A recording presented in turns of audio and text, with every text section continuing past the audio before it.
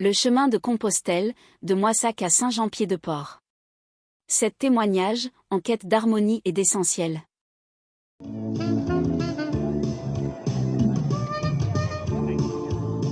Le chemin de Compostelle est bien plus qu'une simple marche, c'est un voyage intérieur, une quête spirituelle qui invite chacun à se retrouver, à se libérer et à se reconnecter à l'essentiel.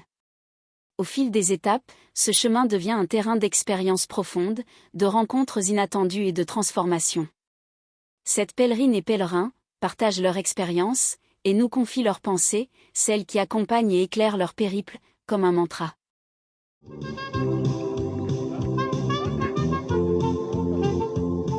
Jean, un homme de 50 ans, évoque une leçon fondamentale qu'il a tirée de son expérience. Le chemin nous apprend à nous contenter du nécessaire, et à savoir nous passer du superflu. Ce voyage est une école de simplicité. En marchant, on apprend à se débarrasser du superflu, à se concentrer sur l'essentiel. Le chemin nous invite à simplifier notre vie, à nous débarrasser des distractions, et à ne garder que ce qui est vraiment nécessaire. C'est une véritable leçon de vie. On prend conscience de tout ce que l'on accumule sans raison, et on se rend compte qu'il est possible de vivre avec moins, mais avec plus de sens. Jean parle aussi de la façon dont cette simplicité est liée à un profond ressourcement. Marcher, c'est se recentrer sur soi, sur ce qui nous est vraiment essentiel.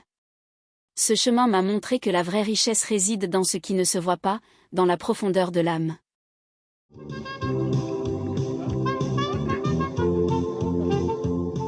Pierre, un pèlerin âgé, trouve aussi sur le chemin une forme de simplicité et de retour aux sources.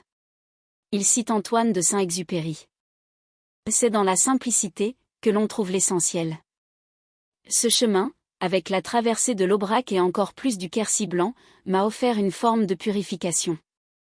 Je suis parti avec l'idée de retrouver une simplicité de vie.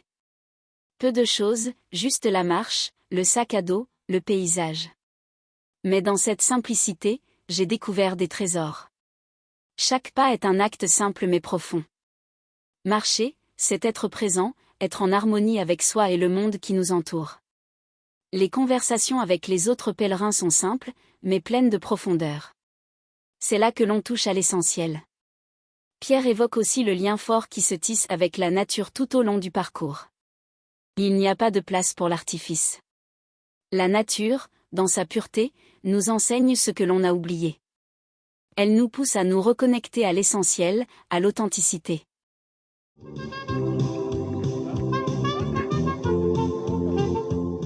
Sophia, une pèlerine qui cherchait à renouer avec son âme, trouve une réponse dans cette citation de Shirley MacLaine. The road and her energy will provide all you need. Ce chemin t'apportera tout ce dont tu as besoin. Ce chemin m'a appris à lâcher prise. Je suis partie avec des attentes, des doutes, mais le chemin m'a montré que j'avais tout ce dont j'avais besoin. Chaque étape, chaque moment difficile, chaque moment de doute était une leçon. Le chemin fournit ce que l'on est prêt à recevoir, ce que l'on est capable d'apprendre. Sophia parle de la manière dont le chemin réunit le corps, l'esprit et l'âme. Il n'est pas question de se battre contre le destin, mais de l'accepter. Le chemin nous enseigne l'humilité et l'ouverture.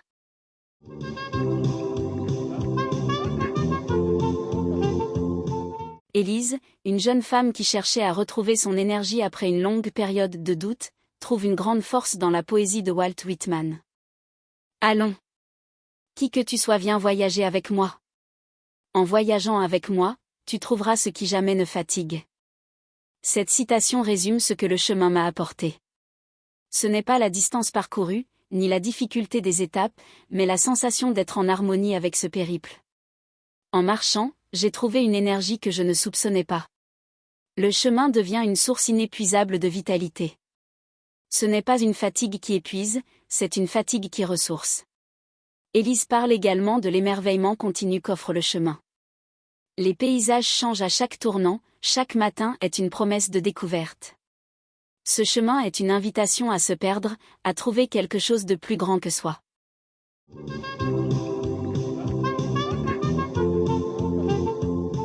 Héloïse, une jeune femme en quête de sérénité, fait de la marche une forme de méditation vivante. Une pensée de Bouddha guide son expérience. Il n'y a pas de chemin vers le bonheur est le chemin. Quand je suis arrivé sur le chemin, je cherchais le bonheur à travers des buts matériels, des accomplissements extérieurs.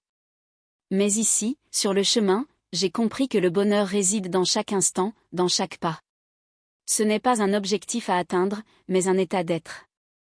Le chemin est un voyage intérieur où le bonheur se trouve à chaque respiration, à chaque pas, dans la simplicité de l'instant. Chaque pas sur ce chemin m'a rapproché de cette vérité.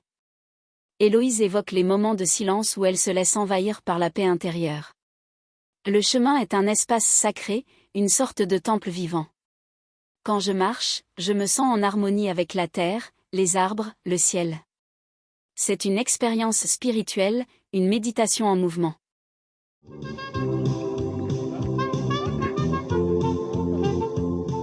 Marc, dans la cinquantaine, parle de l'élévation spirituelle et intérieure qu'il ressent à chaque étape de son périple.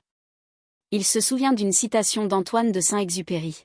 « Il faut marcher pour être grand. » Au début, je pensais marcher simplement pour faire un point d'étape, mais le chemin m'a appris que la grandeur ne réside pas dans l'objectif, mais dans la manière de marcher, dans l'expérience elle-même. Marcher me permet de sortir de ma zone de confort, d'affronter mes peurs et mes doutes.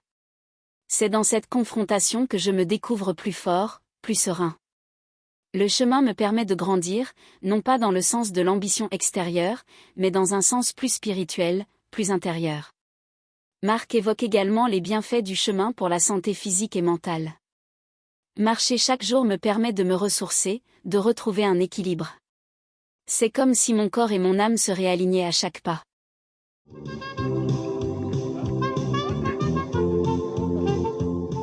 Lucie, une jeune femme en quête de paix intérieure après une période tumultueuse, cite Ralph Waldo Emerson. Ce n'est pas la destination qui compte, mais le voyage.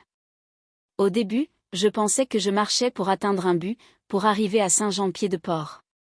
Mais au fur et à mesure, j'ai compris que le chemin en lui-même était plus important que l'arrivée. Chaque instant sur le chemin est un cadeau.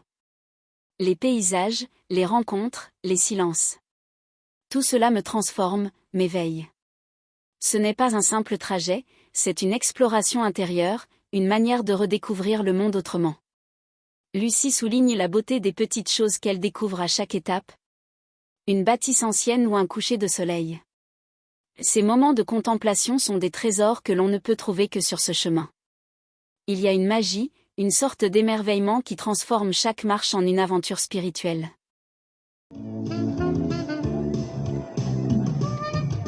Tous ces témoignages expriment une même idée. Le chemin de Compostelle est une expérience unique, qui nourrit le corps et l'âme. Il offre des bienfaits multiples.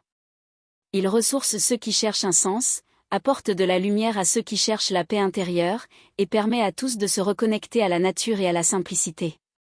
Ce chemin, avec ses paysages sublimes et ses rencontres humaines, devient un véritable catalyseur de transformation personnelle, où chaque pas est une invitation à se réinventer.